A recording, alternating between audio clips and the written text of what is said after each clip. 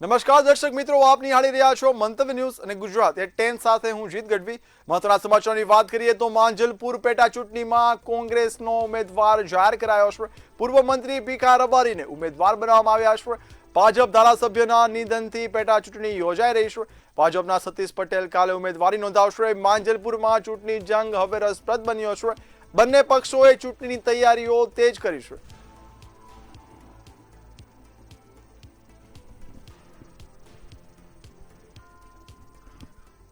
હાલ વાત કરીએ મહત્વના સમાચારની તો સમાચાર મળી આવ્યા છે। કોંગ્રેસ પેટા ચૂંટણીને નવો ઉમેદવાર મળ્યો છે। માંજલપુર પેટા ચૂંટણીમાં કોંગ્રેસનો ઉમેદવાર છે તે જાહેર કરવામાં આવ્યો છે। પૂર્વ મંત્રી ભીખા રબારીને ઉમેદવાર બનાવવામાં આવ્યા છે। તેમને ઉમેદવાર બનાવતા હાલ જંગ છે તે રસપ્રદ બન્યો છે। ભાજપ ધારાસભ્યના નિધનથી પેટા ચૂંટણી છે તે યોજાઈ રહી છે। ભાજપના સતીશ પટેલ કાલ ઉમેદવારી નોંધાવશે। બંને પક્ષોએ પોતાના ઉમેદવારો છે તે જાહેર કર્યા છે। તો હાલ આપણી સાથે કોંગ્રેસ ઉમેદવાર ભીખા રબારી છે તે જોડાયા છે। જી ભીખાભાઈ, જે રીતે તમને કોંગ્રેસના ઉમેદવાર બનાવવામાં આવ્યા છે, શું છે તમારો પ્રતિસાદ? નહીં, મારી વાત સાંભળો, મારું નામ છે ને ભીખાભાઈ રબારી છે અને બધા ભીખા રબારી કરે છે એ ઓળખ નથી એમ કહું છું। જી ભીખાભાઈ, તો હાલ તમને જે રીતે કોંગ્રેસના ઉમેદવાર બનાવવામાં આવ્યા છે, આપનો પ્રતિસાદ શું છે અને આગામી તૈયારીઓ શું છે? અત્યારે તો સૌ પ્રથમ તો મારા જે પ્રમુખ છે અમિતભાઈ ચાવડાએ મારી પસંદગી કરીને એઆઈસીસી કોંગ્રેસની અંદર ખડકે સાહેબની મંજૂરી મળી ગઈ છે અને જે નામ જાહેર કર્યું છે પેટા ચૂંટણી ની અંદર માંજલપુરમાં, એ તો એમનો હું આભાર માનું છું। અને હું મારી આખી કારકિર્દી 50 વર્ષની છે। સૌથી નાની ઉંમરે હું કોર્પોરેટર હતો, 27 વર્ષની ઉંમરે, અને ત્યારથી આજ સુધી બે વાર કોર્પોરેટર, ધારાસભ્ય, મિનિસ્ટર, બરોડા ડેરીનો ડાયરેક્ટર, MS યુનિવર્સિટીમાં સેનેટ સભ્ય, મેરીટાઈમ બોર્ડમાં ડાયરેક્ટર, આવા અનેક હોદ્દાઓ હું ભોગવી ચૂક્યો છું ને આવા હોદ્દાઓ મારફત જનતાની ને ગુજરાતની મેં સેવા કરી છે। એટલે જે કંઈ કર્યું છે ગુજરાતમાં એઝ એ ઉદ્યોગ મંત્રી તરીકે, ઉર્જા મંત્રી તરીકે ને ખાણ મંત્રી તરીકે, આ ગુજરાતના વિકાસમાં ને ખાસ કરીને વડોદરાના વિકાસમાં, અને તે વખતે જે સરકાર હતી મારી અમરસિંહભાઈ ચૌધરીની, તે વખતે જે યોજનાઓ હતી બધી ગરીબલક્ષી, મધ્યમવર્ગીલક્ષી, એ ઇન્દિરાજીનો જે પીરિયડ હતો, રાજીવ ગાંધીનો જે પીરિયડ હતો, લોકોના કલ્યાણ અર્થે ખાસ કરીને ગરીબ મધ્યમ વર્ગના લોકો માટેનો હતો, એનું અમલીકરણ મેં કરેલું છે। અને એમાં એક જ દાખલો આપું છું કે આખા ગુજરાતની અંદર જે ગરીબ વસ્તી વસે છે કે વડોદરા શહેરમાં 50,000 ઝૂંપડાઓ હતા, 1.5 લાખ મકાનો 100 રૂપિયાના કેમ્પ વાળા હતા, એમના ઘરમાં વીજળી પહોંચે, વિકાસ એના ઘરમાં પહોંચે, એટલે એ કાર્યક્રમ આખા ગુજરાતમાં મેં કરેલો હતો। ગરીબના ઘરમાં લાઈટ, ગામડાઓમાં પણ 1 પોઈન્ટ મફત આપેલો છે, એ ઇતિહાસ છે આખો। એટલે આ જે કંઈ કર્યું છે મારી સરકારે એ ગરીબલક્ષી યોજનાઓ કર્યા છે। અને એ પછી જે સરકારો આવી છે ને અત્યારે પેટા ચૂંટણી આવી છે ને મારી જે પસંદગી થઈ છે, એમાં હું આ પ્રજાનો અવાજ બનીને લડવા માંગુ છું।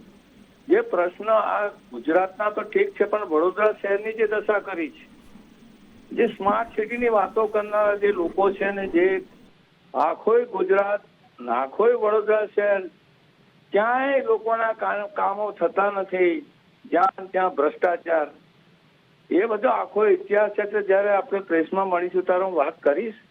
પણ અત્યારે હું જનતાનો એટલા માટે આભાર માનું છું કે જેને મને એક કોર્પોરેટર માની મિનિસ્ટર સુધી પહોંચાડ્યો, એ પ્રજાના આભાર હું માનું છું। ને હવે જયારે ફરીથી તક મળી રહી છે ત્યારે એના લોકોના પ્રશ્નોનો એનો અવાજ બનીને મારે લડવું છે, એમને ન્યાય અપાવવો છે મારે। અને આ ગુજરાત અને શહેરની અંદર જ્યાં જોવે ત્યાં ભાજપની સરકાર બેઠેલી છે ને જે ભ્રષ્ટાચાર ને બધું કરે છે, એની અંદર એક વિરોધ પક્ષના ધારાસભ્ય મળે તો એમ હું કઈ કામ કરી શકું પ્રજાનો, એટલે એક તક આપે મને, જેથી કરીને હું પ્રજાનો અવાજ બનું। હલો જી ભીખાભાઈ, સમગ્ર માહિતી માટે આભાર આપનો।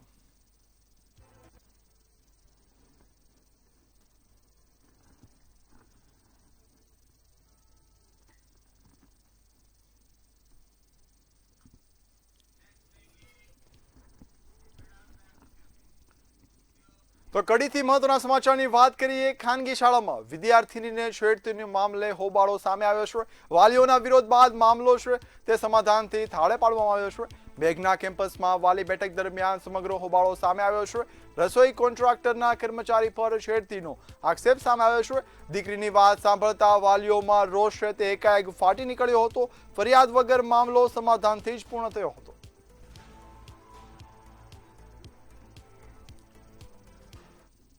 મહેસાણાથી મહત્વના સમાચારની વાત કરીએ. અપંગ શિક્ષક પર હુમલાનો આક્ષેપ સામે આવ્યો છે. સોલાર કામના વિવાદે શિક્ષકને માર મરાયો હોય તેવા આક્ષેપો સામે આવ્યા છે. વેપારી સહિત 8 શખ્સો સામે હાલ ફરિયાદ નોંધાઈ છે. એડવાન્સ લીધા છતાં કામ ન કર્યાનો આક્ષેપ સામે આવ્યો છે. વિજાપુરમાં વેપારી અને સાગરીતો સામે હાલ ગુનો નોંધાયો છે. પોલીસે ફરિયાદને ધ્યાનમાં રાખીને પોતાની તપાસ છે તે શરૂ કરી છે.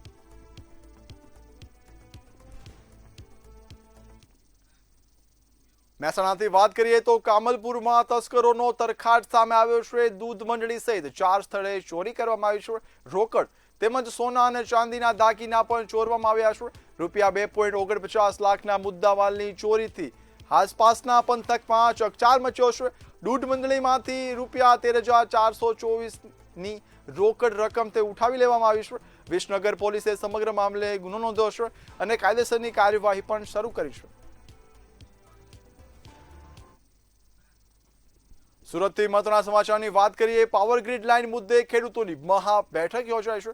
દક્ષિણ ગુજરાતના ખેડૂતો એક મંચ પર આવ્યા હતા. પાવર ગ્રીડ લાઇનનો એક સૂરે વિરોધ પણ નોંધાવ્યો હતો. 4 ગણા વળતરની ખેડૂતોની હાલ માંગ છે. તારીખ 14 જુલાઈએ કલેક્ટરને આવેદનપત્ર પણ આપવામાં આવશે અને જો માંગણીઓ નહીં સંતોષાય તો ઉગ્ર આંદોલનની ચીમકી પણ ઉચ્ચારવામાં આવી છે.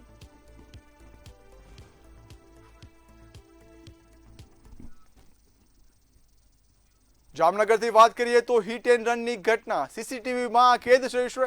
ફલ્લા ગામ નજીક મહિલાને 4 વ્હીલરે ટક્કર મારી હતી. સમગ્ર ઘટના સીસીટીવીમાં કેદ થઈ ચૂકી છે. ટક્કરથી મહિલા હવામાં ઉછળતું હોય તેવા દ્રશ્યો વાયરલ થઈ રહ્યા છે. અકસ્માતમાં મહિલા ગંભીર રીતે ઇજાગ્રસ્ત થઈ છે. આ સમગ્ર ભયાનક ઘટના સીસીટીવી કેમેરામાં કેદ થઈ ચૂકી છે. હવે પોલીસે સીસીટીવીને આધારે વધુ તપાસ હાથ ધરી છે.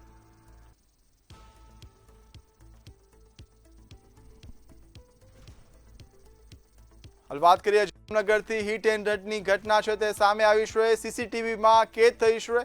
રોડ ક્રોસ કરતી સમયે મહિલાને એક કારે જોરદાર અડફેટે લીધી હોય અને અડફેટે લેતા મહિલા જાણે હવામાં ફંગોળાય છે તેવા દ્રશ્યો છે તે સીસીટીવીમાં કેદ થયા છે. હાલ પોલીસે સીસીટીવીના આધારે ગુનો પણ નોંધી લીધો છે અને વધુ તપાસ હાથ ધરી છે.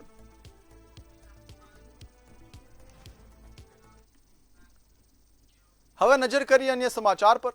તો અમદાવાદના ભાડજ ખાતે પર્યાવરણ સંરક્ષણ અને હરિયાળી ક્રાંતિ માટે વૃક્ષારોપણ અભિયાન હાથ ધરવામાં આવ્યું હતું. 76,000 ચોરસ મીટર વિસ્તારમાં મિયાવાકી પદ્ધતિથી માત્ર 1 જ કલાકમાં 3.61 લાખ વૃક્ષોનું વાવેતર કરીને ગિનીઝ વર્લ્ડ રેકોર્ડ સ્થાપવામાં આવ્યો છે. આ ઐતિહાસિક કાર્યક્રમને સફળ બનાવવા માટે એએમસીના વિવિધ વિભાગોના અધિકારીઓ, સ્કૂલ બોર્ડ, બીએપીએસ સંસ્થા અને પોલીસ સ્ટાફ સહિત 25,000થી વધુ લોકોએ ઉત્સાહભેર ભાગ લીધો હતો.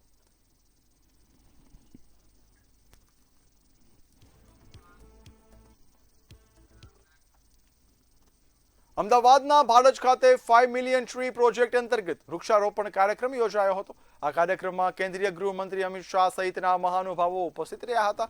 આ કાર્યક્રમમાં બીએપીએસ સ્વામિનારાયણ સંસ્થાના 1,000થી વધુ સ્વયંસેવકોએ 30,000 વૃક્ષોનું વાવેતર કરી મહત્વપૂર્ણ યોગદાન આપ્યું હતું. વૃક્ષારોપણની સાથે બીએપીએસના તમામ સ્વયંસેવકોએ આ વાવેલા છોડનું યોગ્ય જતન અને માવજત કરવાનો સંકલ્પ પણ લીધો હતો.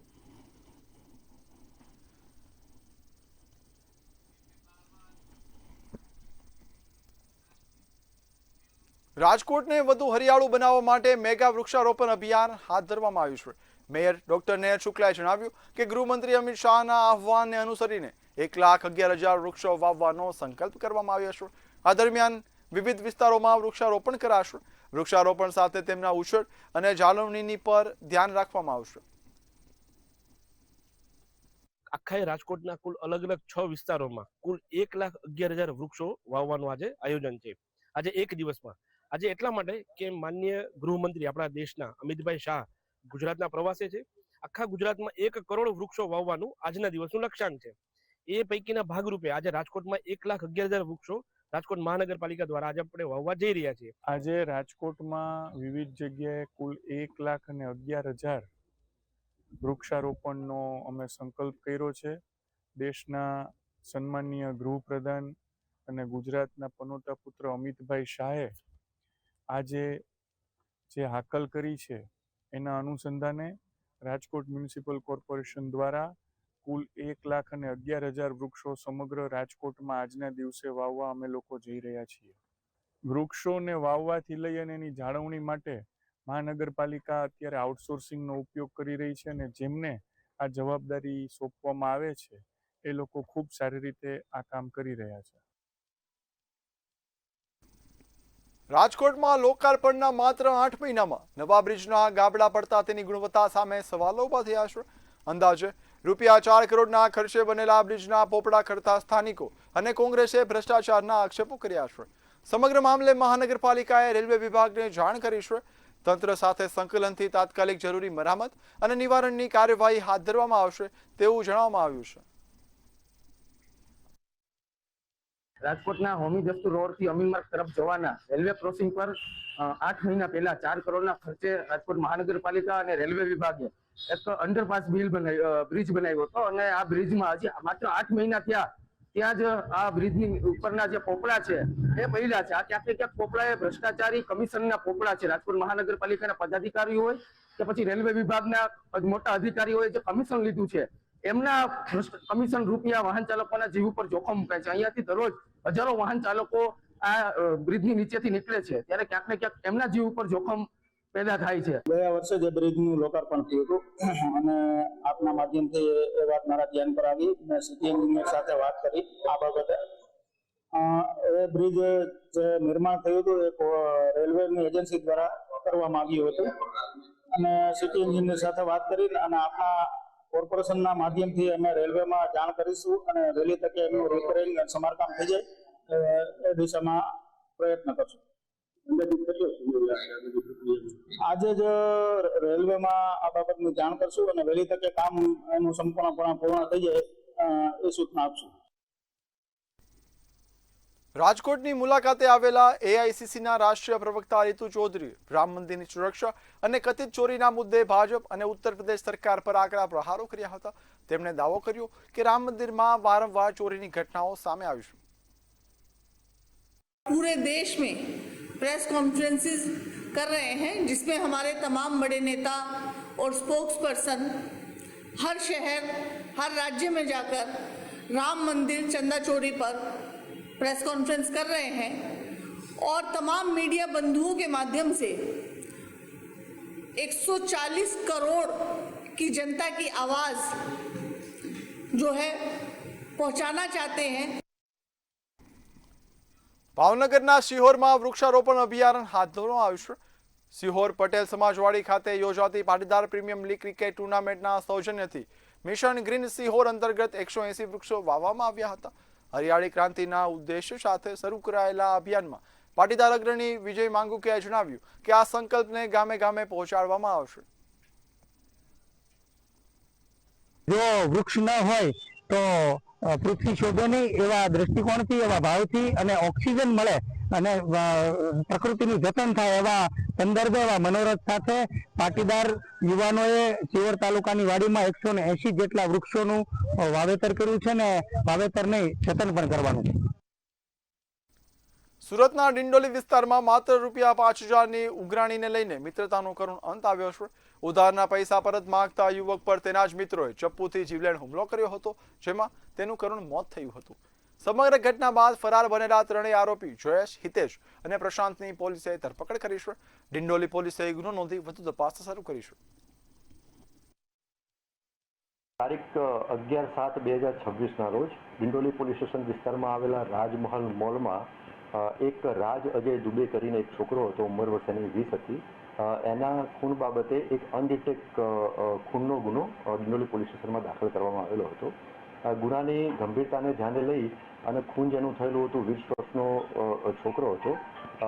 એ બધી બાબતોને ધ્યાને લઈ અને સુરત શહેરના માનનીય પોલીસ કમિશનર શ્રી વાબાંગ ગમી સાહેબ, સેક્ટર 2 સાહેબ નાયબ police commissioner zone 6 Rajesh Parmar સાહેબની સૂચના અને માર્ગદર્શન હેઠળ ડિંડોલી પોલીસ સ્ટેશનના પીઆઈ શ્રી વાઘેલાના નેતૃત્વ હેઠળ 3 અલગ અલગ ટીમો બનાવવામાં આવેલી અને એ ત્રણે અલગ અલગ ટીમોને કામની સોંપણી કરી અને ગુનો ડિટેક્ટ કરવા અને આમાં જે સંડોવાયેલા આરોપીઓની શોધી અને ધરપકડ કરીને આગળની કાયદેસર કાર્યવાહી કરવા માટે જરૂરી બ્રીફ કરવામાં આવેલા હતા. મહેસાણા જિલ્લાના ખેરાલુમાં તસ્કરોનો આતંક યથાવત જોવા મળ્યો છે. એક જ રાત્રે 5 દુકાનોને નિશાન બનાવી તસ્કરોએ હજારો રૂપિયાના રોકડની ચોરી કરી છે. પોલીસ પેટ્રોલિંગ દરમિયાન દુકાનના શટર ખુલ્લા જોવા મળતા ચોરીની ઘટનાનો ભાંડો ફૂટ્યો છે. સમગ્ર ઘટનાના સીસીટીવીમાં કેદ થતા પોલીસે તેના આધારે આરોપીઓની શોધખોળ શરૂ કરી છે.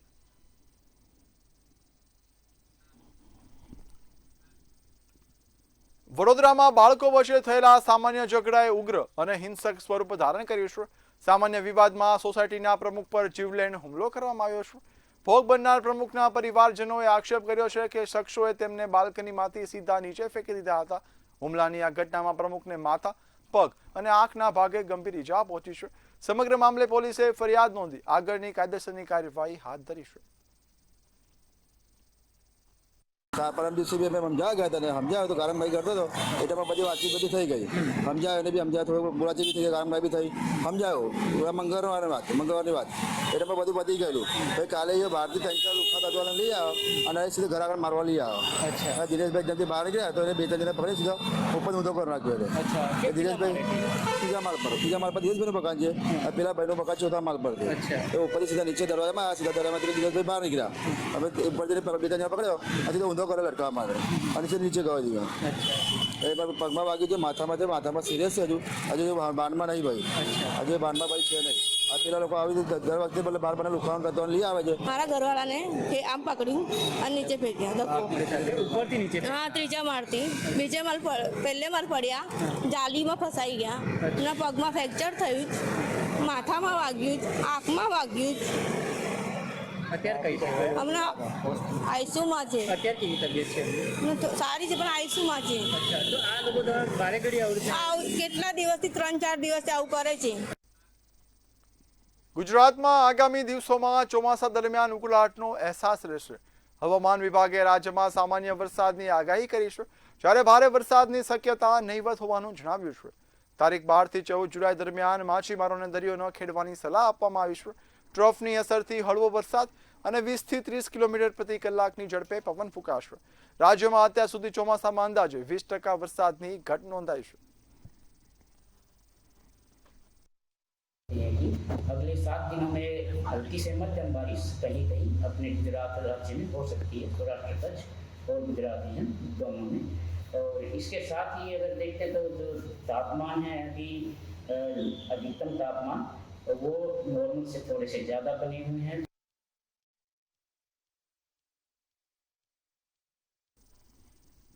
અમદાવાદના વસ્ત્રાલ વિસ્તારમાં 2 જૂથો વચ્ચે સામાન્ય બાબતે મારામારી થયા હોવાની ઘટના સામે આવી છે. પાણીના છાંટા ઉડવા જેવી સામાન્ય બાબતમાં દંડા અને બેલ્ટ વડે ઢોર માર મારવામાં આવ્યો હતો. સમગ્ર મામલે પોલીસે 6 સગીરો સાથે કુલ 8 આરોપીઓ સામે ગુનો નોંધ્યો છે.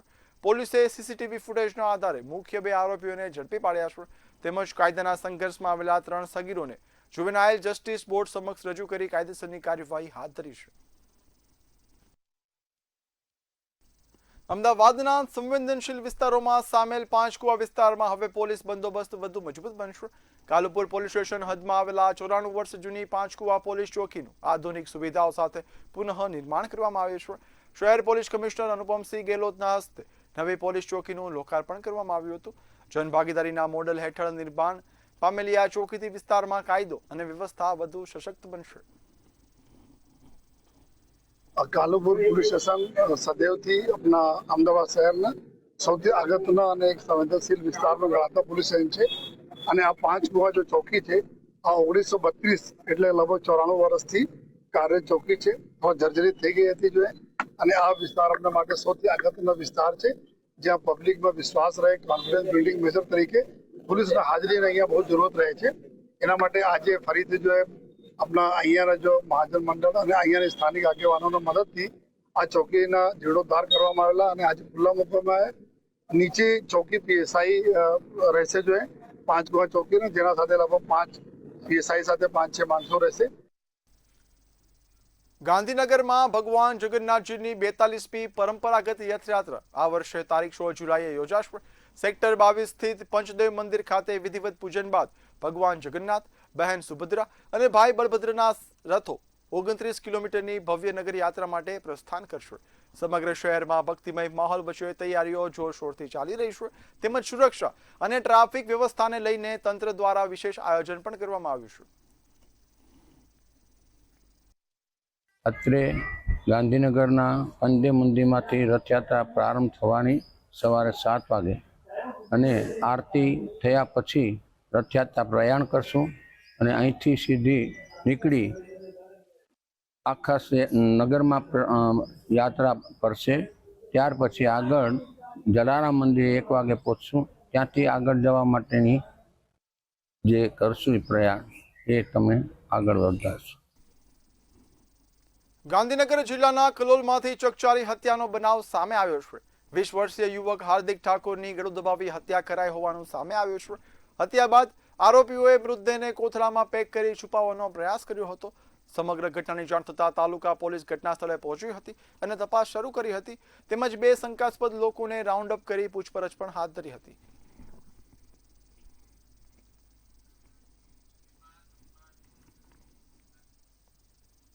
ગારિયાધાર તાલુકાના માનપુર ગામની વાડી વિસ્તારમાં સિંહ દ્વારા વાછડીનું મારણ કરવામાં આવતા ગ્રામજનોમાં ચિંતા ફેલાઈ છે. મારણ કરાયેલી વાછડી કેતન ગોયલની હતી તેવું જાણવા મળ્યું છે. ઘટનાની જાણ થતાં પશુપાલકે તાત્કાલિક વન વિભાગને જાણ કરી હતી. માહિતી મળતા જ વન વિભાગની ટીમ ઘટના સ્થળે પહોંચી જરૂરી કાર્યવાહી હાથ ધરી હતી. સિંહની અવરજવરથી આસપાસના ગ્રામજનો તેમજ પશુપાલકોમાં ભયનો માહોલ ફેલાયો છે.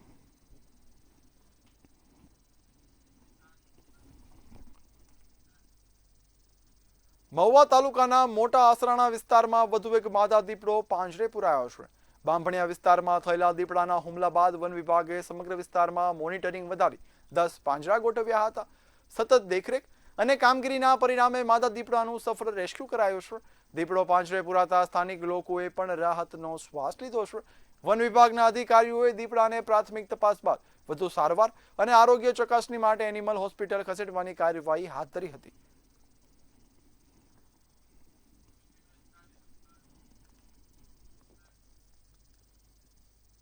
સુરતના ઉધના વિસ્તારમાં નિર્માણાધીન ઇમારતના 5મા માળેથી પટકાતા એક શ્રમિકનું કરુણ મોત નીપજ્યું છે. કામ દરમિયાન સંતુલન બગડવાને કારણે તેઓ 5મા માળેથી નીચે પટકાયા હતા. અત્યંત ગંભીર ઇજાઓ પહોંચતા તેમને તાત્કાલિક હોસ્પિટલ ખસેડાયા હતા, જ્યાં ફરજ પરના તબીબોએ તેમને મૃત જાહેર કર્યા હતા. મૃતકના પરિવારે આક્ષેપ કર્યો છે કે શ્રમિકો પાસે સુરક્ષાના સાધનો વગર જ જોખમી કામ કરાવાયું હતું. રોષે ભરાયેલા મૃતકના પરિવારજનોએ ન્યાય ન મળે ત્યાં સુધી મૃતદેહ સ્વીકારવાનો ઇનકાર કર્યો છે. આ ઘટનાએ બાંધકામ સાઇટની સુરક્ષા વ્યવસ્થા સામે ગંભીર સવાલો ઉભા કર્યા છે. ત્યારે જે અમારા ઝાલોદના ખરવાણી ગામના એક ભાઈનું આજે 5મા માળેથી વગર સેફટીના સાધનો વગર કામ કરાવતા ને એ 5મા માળ સુધી એક પણ પ્રકારની નેટ નથી બાંધેલી અને આજે પૂરેપૂરી કોન્ટ્રાક્ટર અને જે મકાન માલિક જે ઇન્ડસ્ટ્રી માલિક છે એમને પૂરી બેદરકારી આવી છે આમાં. અને અમારા જે ઝાલોદ વિસ્તારના મજૂર વર્ગના ભાઈનું જે ડેથ થયું છે આમાં કાયદેસરના અમારા જે આદિવાસી પરિવાર મજૂર ભાઈ છે એના પરિવારને આર્થિક રીતે ન્યાય મળવો જોઈએ અને કાયદાકીય રીતે ન્યાય મળવો જોઈએ.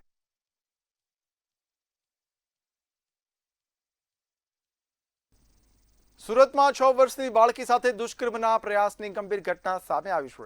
મંસૂરી મુસા નામના શખ્સે બાળકીને પોતાના ઘરે બોલાવી તેની સાથે અશ્લીલ હરકતો કરી હતી અને તેના ગુપ્ત ભાગે ઈજા પહોંચાડી હતી. સમગ્ર ઘટના બાદ બાળકીને તાત્કાલિક સારવાર માટે હોસ્પિટલમાં ખસેડાઈ હતી. પરિવારની ફરિયાદના આધારે સલાબતપુરા પોલીસે આરોપી સામે પોક્સો સહિતની સંબંધિત કલમો હેઠળ ગુનો નોંધ્યો હતો. પોલીસે આરોપીની ધરપકડ કરી આગળની કાયદેસરની કાર્યવાહી હાથ ધરી છે. સલાબતપુરા પોલીસ સ્ટેશન વિસ્તારના બેઠી કોલોની ઉમરવાડા વિસ્તાર ખાતે એક દુષ્કર્મનો બનાવ બનેલ, જેમાં આરોપી મુસાભાઈ મોહમ્મદભાઈ મંસૂરી, જેની ઉંમર 83 વર્ષ છે, તેમણે એક દીકરી કે જેની ઉંમર 5 વર્ષ અને 6 માસ છે તેની સાથે પોતાના ઘરે દુષ્કર્મ આચરેલ હતું. જેના અન્વયે દીકરીની દાદી છે તેમણે સલાબતપુરા પોસ્ટે ખાતે ફરિયાદ આપેલી. ત્યારબાદ તપાસના અનુસંધાને આરોપીની ધરપકડ કરવામાં આવેલી છે અને આગળની કાર્યવાહી ચાલુ છે.